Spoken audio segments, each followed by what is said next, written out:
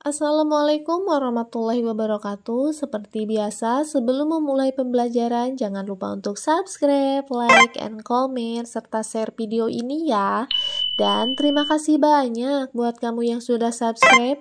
Bagi kamu yang belum, mohon subscribe ya. Oke? Dalam pertemuan kali ini, kita akan membahas bagian E-nya, yaitu mengenai peran aktif peserta didik dalam menjaga keutuhan wilayah NKRI. Kamu hendaknya berperan aktif dalam menjaga keutuhan wilayah NKRI. Peran tersebut tentu saja menyesuaikan dengan kondisi yang kamu hadapi. Lantas, bagaimana wujud peran aktifmu dalam menjaga keutuhan wilayah NKRI? Berikut beberapa wujud peran aktifmu dalam menjaga keutuhan NKRI.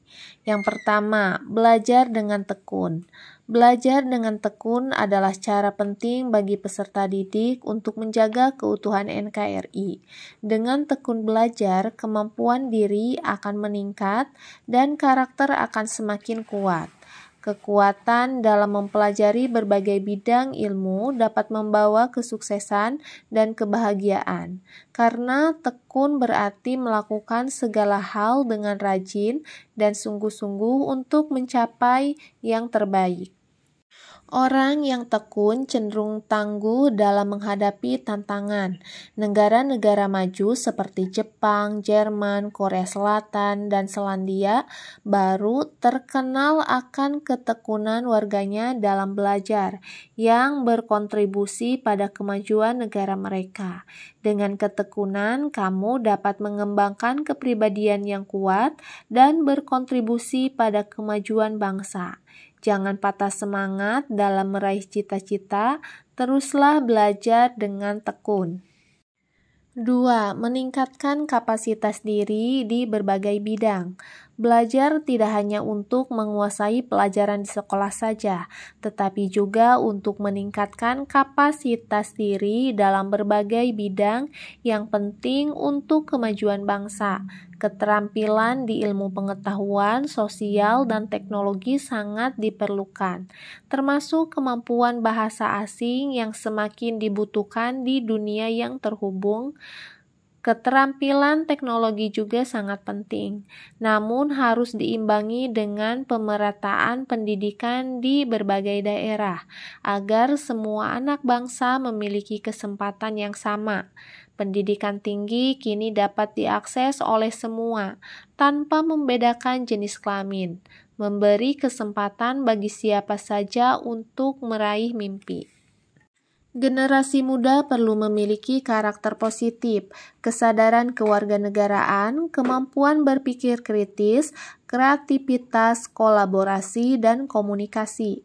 Keterampilan sosial juga penting, terutama dalam bersosialisasi dengan berbagai kelompok ekonomi, sosial, budaya, dan agama di Indonesia. Dengan berkolaborasi untuk kemajuan bangsa, kamu tidak hanya menguasai ilmu pengetahuan dan teknologi, tetapi juga dapat menjaga kesatuan dan persatuan Indonesia. 3. Aktif berorganisasi.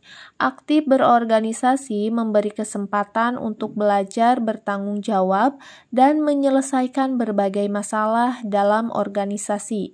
Kamu akan diajarkan untuk memiliki visi bersama dan menjalankan program bersama. Selain itu, berorganisasi di sekolah juga memberi peluang untuk mendapatkan yang lebih banyak teman.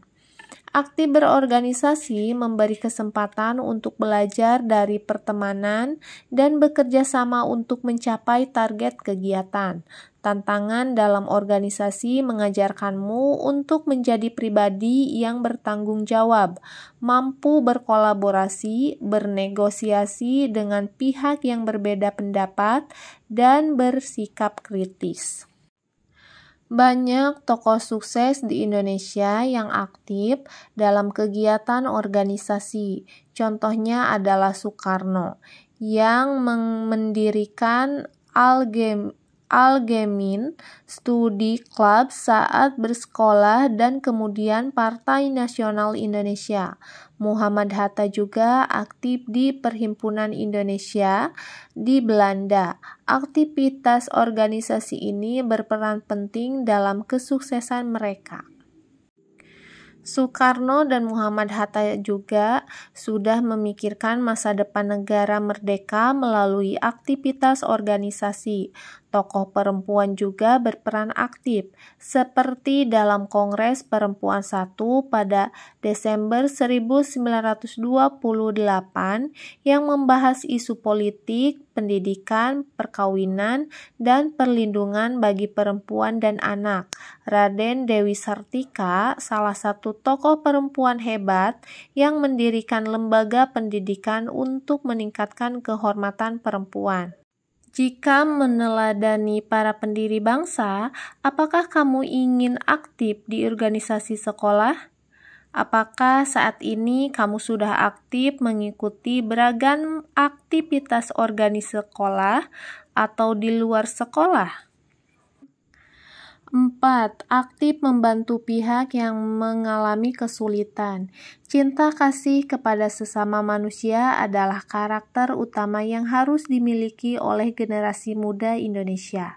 Menurut penelitian dari Universitas Multimedia Nusantara, Consulting, remaja usia 15-24 tahun di Indonesia memiliki karakter benevolence atau kebajikan yang ditandai dengan sikap suka menolong, jujur, tidak etnosentris, dan peduli terhadap sesama. Riset Wahana Lingkungan Hidup Indonesia menunjukkan bahwa kelompok muda usia 16-25 tahun memiliki kepedulian dan pengetahuan yang cukup tentang isu lingkungan hidup. Namun, pengetahuan mereka masih dianggap kurang signifikan untuk didengarkan. 5. Memperluas pertemanan dengan teman yang berbeda suku, agama, dan kelas sosial. Indonesia yang beragam memberi kesempatan besar untuk berteman dengan orang-orang dari berbagai latar belakang agama, suku, dan kelas sosial. Memperluas pertemanan memungkinkan kamu untuk saling belajar tentang kehidupan sosial di masyarakat dengan pengetahuan yang didapat melalui interaksi sosial dan pertemanan. Pergaulan internasional kini tak terhindarkan berkat kemudahan komunikasi melalui internet dan akses transportasi yang semakin terhubung. Banyak orang Indonesia yang bekerja di luar negeri dan berkolaborasi dengan orang dari berbagai negara dalam berbagai bidang. Rasa persatuan tumbuh ketika kita saling mengenal, mengurangi kecurigaan terhadap perbedaan, dan menumbuhkan rasa hormat. Memperluas pertemanan memberi peluang untuk meningkatkan persatuan dan menjaga keutuhan NKRI. Apakah teman-teman yang kamu miliki sudah beragam? Coba ceritakan secara lisan di kelasmu. 6. Menjaga alam dan lingkungan sekitar.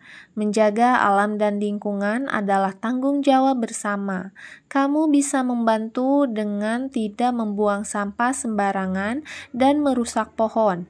Sampah yang berserakan di lingkungan rumah perlu dibersihkan agar tidak mencemari lingkungan dan menyebabkan masalah seperti sungai tersumbat dan banjir.